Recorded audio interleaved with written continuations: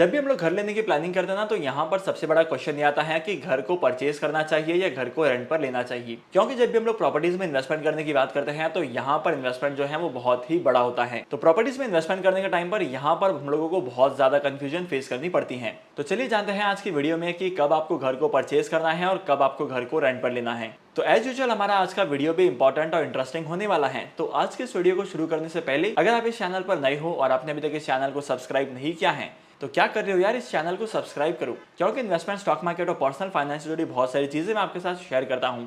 तो इस चैनल को सब्सक्राइब करना तो बनता है। घर को परचेज करना है या घर को रेंट पर लेना है, ये डिसाइड करने से पहले मार्केट में बहुत सारे फैक्टर्स होते हैं। इन फैक्टर्स के ऊपर हम लोगों को एनालिसिस करना पड़ता है और उसके बाद ही हम लोग डिसीजन ले सकते हैं कि घर को परचेज करना है या घर को रेंट पर लेना है। तो सबसे पहले बात करते हैं कि आखिर आपको घर को कब बाय करना चाहिए।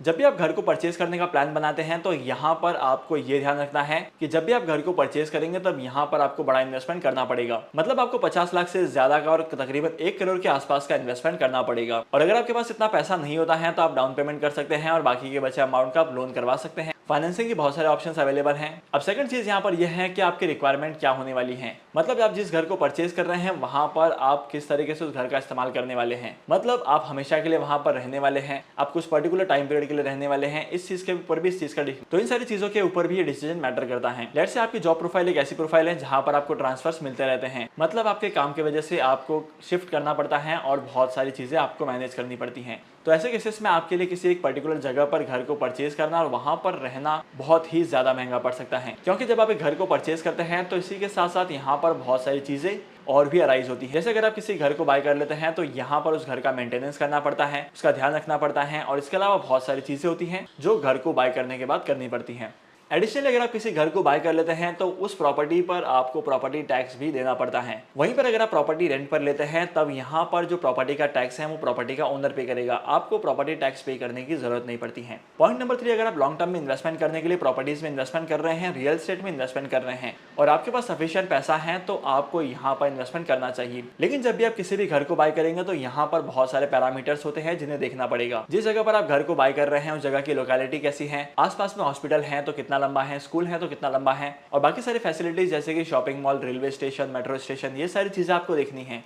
और एडिशनली यहाँ पर आपको ये भी देखना है कि अगर आप उस प्रॉपर्टी को रेंट पर देते हैं तब आपको कितना रेंट मिल सकता है। मतलब यहाँ पर अगर आप रहते नहीं हो और आपको एडिशनल कमाई करनी है आपकी प्रॉपर्टी को लेट आउट करके, तब यहाँ पर आपको कितने अमाउंट ऑफ रिटर्न्स कमाने को मिल सकते हैं। बहुत सारे केसेस में ऐसा देखा गया है कि रेंटल यील्ड जो होती है वो 3% के आसपास की होती है। लेट्स से अगर आप लोगों ने 1 लाख रुपए का इन्वेस्टमेंट करके प्रॉपर्टी परचेज की है लेकिन वहां पर जो रेंट चल रहा है वो 30,000 का ही चल रहा है। मतलब यहाँ पर साफ है कि आपके 1 करोड़ की इन्वेस्टमेंट्स पर आपको 30,000 का रिटर्न मिलेगा और इस हिसाब से जो रेंटल यील्ड है निकल कर आती है 3% के आसपास की। तो होप करता हूं कि अभी तक की वीडियो में आपको ये तो समझ में आ गया है कि आपको घर परचेज कब करना है। अब हम चलते हैं सेकंड ऑप्शन की तरफ जहां पर आप घर को रेंट पर लेते हैं। जैसे कि मैंने आपको पहले बताया है कि अगर आपकी जो जॉब प्रोफाइल है वो ऐसी है कि वहां पर आपको बहुत बार ट्रांसफर मिलते हैं, आपको एक जगह से दूसरी जगह पर जाना पड़ता है, तब यहाँ पर आपके लिए सबसे बेस्ट ऑप्शन होता है किसी भी प्रॉपर्टी को रेंट पर लेने की। रेंट पर लेने के लिए ज्यादा खर्चा नहीं करना पड़ता है, आपको एक डिपॉजिट का अमाउंट देना पड़ता है और इसके बाद आपको हर महीने का रेंट ट्रांसफर करना होता है प्रॉपर्टी ओनर को। और प्रॉपर्टी अगर आप लोग ने रेंट पर ली है तो आप दोनों के बीच में एग्रीमेंट बनेगा और यहाँ पर वो टर्म्स एंड कंडीशन लिखी जाएगी जो टर्म्स एंड कंडीशंस आपको फॉलो करनी पड़ेगी। जैसे लाइट का बिल क्या होगा, इलेक्ट्रिसिटी का बिल क्या होगा, प्रॉपर्टी टैक्स कौन भरेगा और बाकी बहुत सारी चीजें होती हैं। अगर आप प्रॉपर्टी को रेंट पर लेते हैं तो यहाँ पर आपका बहुत सारा पैसा बच जाता है। अगर मैं वहीं पर प्रॉपर्टी को परचेज करने की बात करूँ तो यहाँ पर लैक्स एंड करोड़ में इन्वेस्टमेंट्स होते हैं। लेकिन वहीं पर अगर आप प्रॉपर्टी रेंट पर लेना चाहेंगे तो यहाँ पर आपको मिनिमम डिपॉजिट 1 लाख, 2 लाख, 5 लाख, 10 लाख तक हो सकता है, लेकिन इससे ज्यादा का डिपॉजिट आपको देने की जरूरत नहीं पड़ेगी। और अगर आपके पास सफिशिएंट फंड है तो आप इन्वेस्टमेंट कर सकते हैं इतने फंड्स का, जहां पर आपको अपनी इन्वेस्टमेंट पर डबल डिजिट में अच्छे खासे रिटर्न्स भी कमाने को मिलेंगे।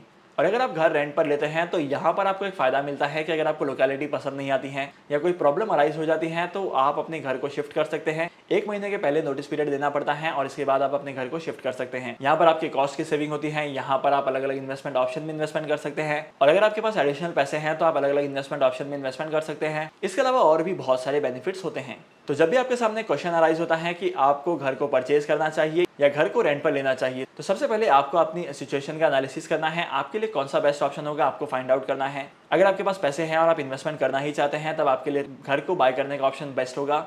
लेकिन अगर आपके पास पैसे कम हैं और आप अलग अलग जगह पर रहना भी चाहते हैं तो आपके लिए ये ऑप्शन बेस्ट नहीं होगा कि आप घर को परचेज करें, क्योंकि अगर आप घर को रेंट पर लेते हैं तब यहाँ पर आपको बहुत सारे बेनिफिट्स होते हैं। तो होप करता हूँ कि आज की वीडियो का कंटेंट आपको वैल्यूएबल लगा होगा। अगर आपको आज की इस वीडियो का कंटेंट वैल्यूएबल लगा है तो इस वीडियो को लाइक करना, शेयर करना इसी के साथ साथ। तो फिर मिलते हैं अगली वीडियो में नए टॉपिक के साथ, एक इंटरेस्टिंग टॉपिक के साथ। तब तक के लिए signing off, happy investing and good bye.